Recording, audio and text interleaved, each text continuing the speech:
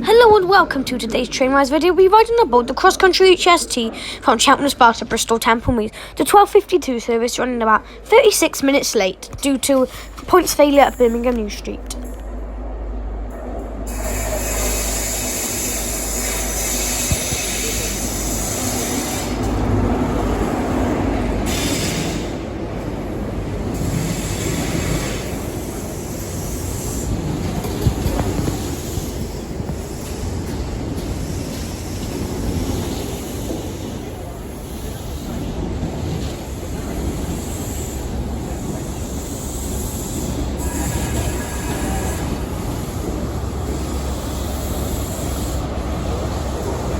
The intercity 125 or high-speed train, they were built by British Rail between 1975 and 1982, and these first entered service in 2008 with cross-country, doing a modern refurbishment, replacing the old slam doors, accessibility, and also, believe it or not, seat reservation screens, and of course announcement board.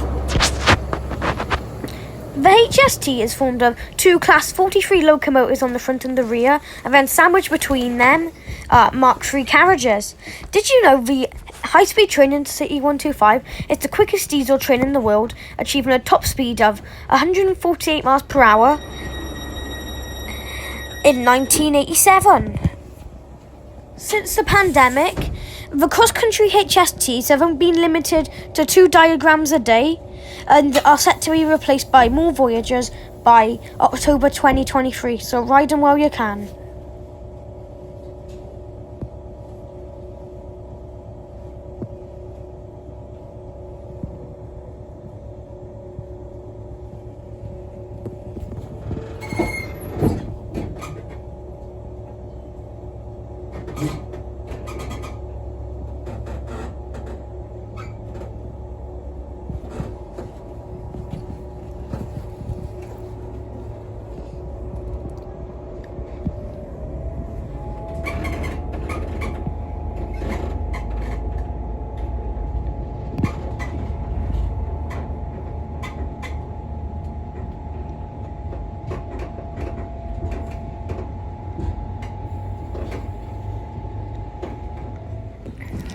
Standard class is formed in 2+2 configuration with a few bays of 4-2.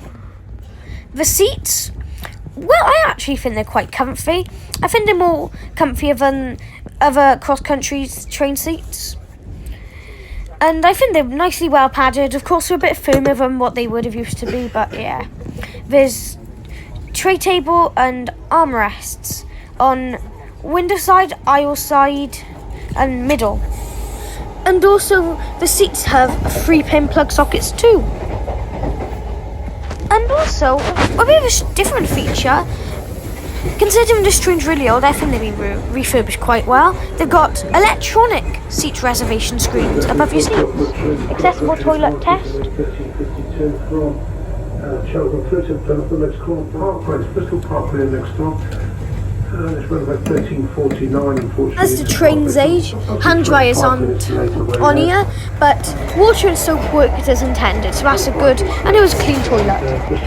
There's plenty of luggage space with luggage racks and overhead luggage space as well.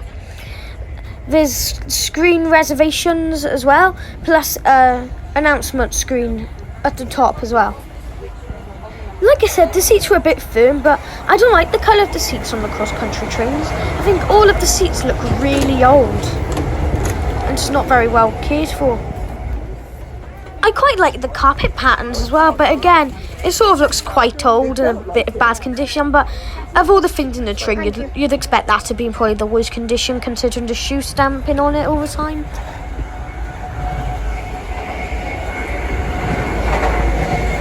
Time for a standard toilet review.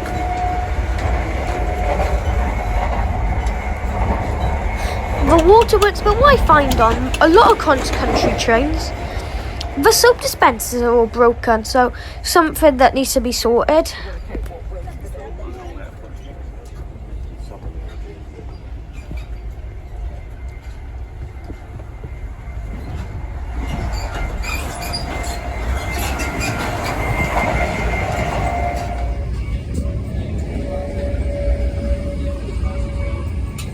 have a look at the little trolley service that's provided. Yeah.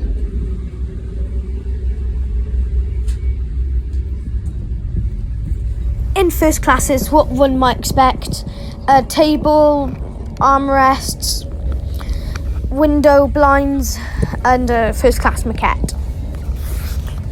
Which it turned out it didn't even have for some reason, even though the turbo stars of them. So a bit strange. Above there's a seat, there's a little light you press a button for. I think the seat's quite firm, old looking. It's not got much more padding than a standard class seat. A little bit better, but not much. There's plug sockets. Like I said, the colour of the seats just makes them look older and really worn out.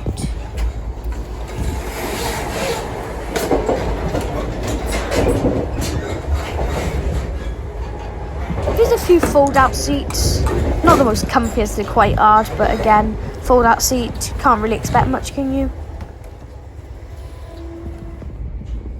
For a recliner seat is a button you've got to hold down, which is a bit annoying. I couldn't get the recline to work properly on this one, which is a bit disappointing. I couldn't get to work on a lot of the seats, so I just gave up.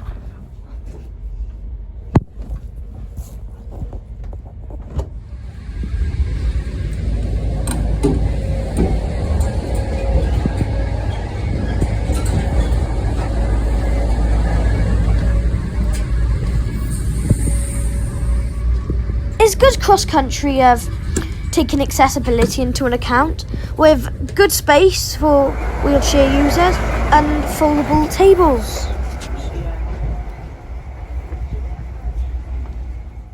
Here's the layout of the cross-country HSTs.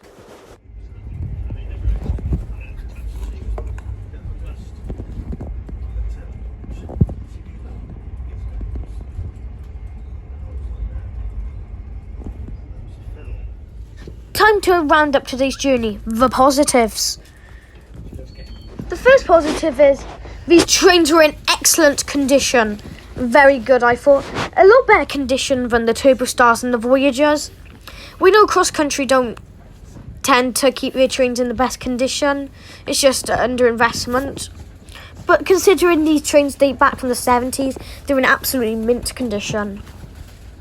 And the other positives, back when these trains were refurbished in 2008, accessibility was taken quite far with lots of accessible space, reservation screens, and of course announcement boards as well. So I thought these trains had been refurbished well, but the negatives. Despite being in good condition, one of my complaints is the soap dispenser. Is hygiene, it is needed. And the last complaint is just a bit more, I know they're in good condition, it's just the seats, the colour of the seats, and they're just worn out now. They need new seats, not new seats, but new covers over the seats, because it's starting to look a bit messy and all that, and a bit old. So yeah, I would recommend you the cross-country HSTs, but they're not the most nostalgic feeling. They've had some modern features, so if you were to ride the HSTs, I'd ride the GWR Castle set, even though the announcement screens has not got many more modern features that you'd have on new trains nowadays. So yeah, we arrive into Bristol Templemead about 36 minutes late, and it's about £9.20 from Cheltenham Spa to Templemead with my dad with a family and friends rail card. So yeah, all I can say is thank you for watching, don't forget to subscribe and like, and I'll see you next time, bye!